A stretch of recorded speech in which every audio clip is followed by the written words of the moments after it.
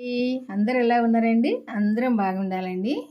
ఇప్పుడు బెండకాయ ఫ్రై చేసుకుందాము. ఎప్పుడు బెండకాయ కూర వండడమే కాదండి, బెండకాయ కూడా పప్పు సారు ఉంచుకైనా సాంబార్ ఉంచుకైనా ఇట్లా ఫ్రై చేసుకుంటే చాలా టేస్ట్గా ఉంటుంది. లేత బెండకాయలు తీసుకోవాలి, తీసుకొని శుభ్రంగా అడిగి తుడిచిపెట్టుకోవాలి వాటర్ లేకుండా. ఈ బెండకాయలు 2 సైడ్లు కట్ చేసుకోవాలి. ఇట్లా 2 సైడ్లు కట్ చేసుకొని మధ్యలో నుండి గీటు పెట్టుకోవాలి. అన్ని కాయలు ఇట్లా గీటు పెట్టుకోవాలి మధ్యలో నుండి. బెండకాయలు అన్నీ కూడా ఇట్లా గీట్లు పెట్టుకోవాలి. 2 సైడ్లు కట్ చేసుకొని అన్నీ కూడా ఇట్లా మధ్యలో నుండి ఇట్లా గీట్లు పెట్టుకోవాలి. ఇప్పుడు ఇందులోకి మసాలా తయారు చేసుకుందాము. ఇప్పుడు ఒక 2 స్పూన్ల నూనె వేసుకుందాము. మసాలా తయారు చేసుకోవడానికి సరిపోద్ది. శనగపప్పు, పల్లీలు, నువ్వులు, ధనియాలు, జీలకర్ర ఇవన్నీ కూడా దోరగా వేపుకోవాలి.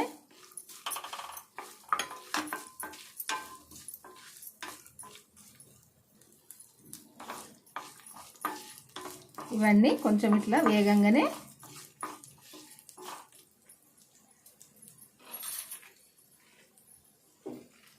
ఎండుమిర్చి ఒక 5 వేస్తున్నా. నేను చేసే బెండకాయలు మాత్రం 10 సరిపోద్ది కారము. కొంచెం కరివేపాకు కూడా వేసుకోవాలి. ఇదంతా కూడా దోరగా వేగాలి. ఇవి ఇప్పుడు దోరగా వేగినాయి. ఇప్పుడు స్టవ్ ఆఫ్ వేసుకొని ఇది చల్లగా కావాలి. ఇవన్నీ చల్లగా అయినాక మిక్సీ జారీలు వేసుకొని మిక్సీ పట్టుకుందాము.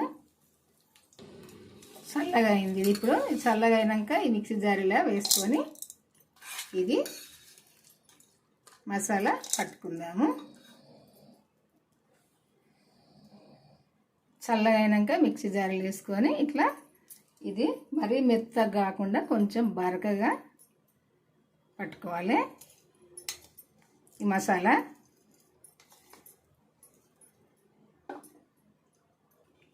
తీసుకొని ఈ మనం కట్ చేసుకున్న బెండకాయలు ఉన్నాయి కదా ఇందులో నింపుకోవాలి.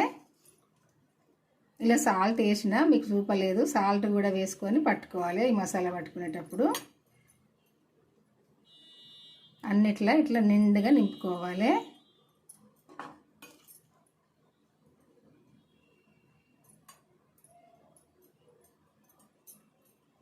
మనం కట్ చేసుకున్న బెండకాయలు మొత్తము ఇట్లా మసాలా నింపుకొని పక్కకు తీసుకోవాలి.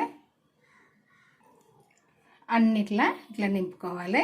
ఈ మసాలా నింపుకొని ఈ మిగతా మసాలా పక్కకు తీసుకోవాలి. ఇప్పుడు ఇదే ప్యాన్లో కొంచెం నూనె వేసుకొని ఒక 4 టేబుల్ స్పూన్ల నూనె వేసుకొని మనము ఈ నూనెలో ఇది వేయడమే. ఒకటి ఇట్లా నూనెలో వేయడమే.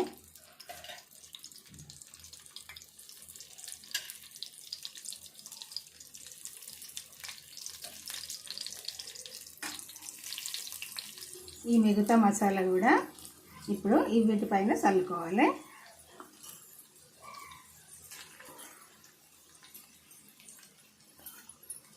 ఇట్లా వీటిపైన చల్లుకోవాలి. మొత్తము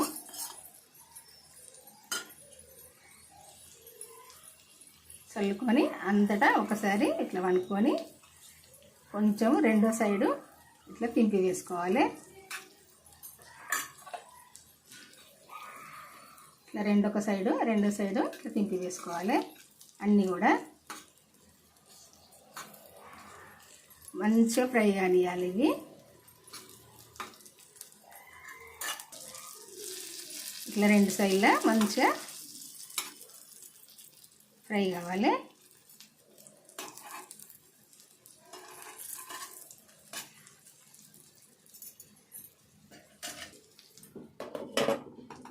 మూత పెట్టుకోవాలి. మళ్ళీ కూడా ఇంకొకసారి తింపి వేసుకోవాలి. ఇట్లా బెండకాయ మాత్రం మంచిగా కరకరలాడేదాకా మంచిగా ఫ్రై కానియాలి. అన్ని సైడ్లు కూడా మంచిగా ఫ్రై కావాలి. సూపర్ టేస్ట్ అయిన బెండకాయ ఫ్రై. ఇట్లా బెండకాయ మొత్తం ఇట్లా ఫ్రై అయితే సరిపోద్ది. కరకరలాడేటట్టు మంచిగా ఫ్రై కావాలి. అయినప్పుడే ఇది నంచుకొని మంచిగా ఇష్టంగా తినచ్చు. సాంబార్ అంచుకైనా, పప్పుచారు అంచుకైనా, మనము పెరుగన్నం అంచుకైనా, దేనికైనా తినచ్చు. ఇట్లా చేసుకుంటే చాలా టేస్ట్గా ఉంటుంది. ఈ మసాలా వేసి అయితే ఇట్లా చేసుకొని చూడండి, ఒక్కసారి మీకే తెలుస్తుంది. ఇంతవరకు చేసుకునే వాళ్ళైతే చూసారు కదా, టేస్ట్ అయినా బెండకాయ ఫ్రై చేయడం అయితే అయిపోయిందండి. మరి మీ అందరికీ నచ్చింది అనుకుంటా. నచ్చితే లైక్ చేయండి. లైక్ చేసి మన ఛానల్ అయితే సబ్స్క్రైబ్ చేసుకొని వాళ్ళు చేసుకొని మీకు తెలిసిన వాళ్ళకి షేర్ చేసి ఈ బెండకాయ ఫ్రై ఏమేమి మసాలా వేసినా ఎట్లా చేసింది అన్నది చూసి మీరు కూడా చేసుకోండి. ఎప్పుడేం మసాలా వేయాలి, ఏమేమి మసాలా వేయాలి, ఎట్లా ఫ్రై చేయాలన్నది చూసి చేసుకోండి. మన ఛానల్కి అయితే వెళ్ళి చూడండి. ఇదిగో ఇట్లా ఫ్రై కావాలి బెండకాయ. చూసారు కదా. బాయ్ అండి, ఉంటానండి. ఈరోజు అయితే ఈ వంట ఒక్కసారి అయితే చేసుకొని చూడండి కంపల్సరీ. ఇంతవరకు చేసుకోని వాళ్ళైతే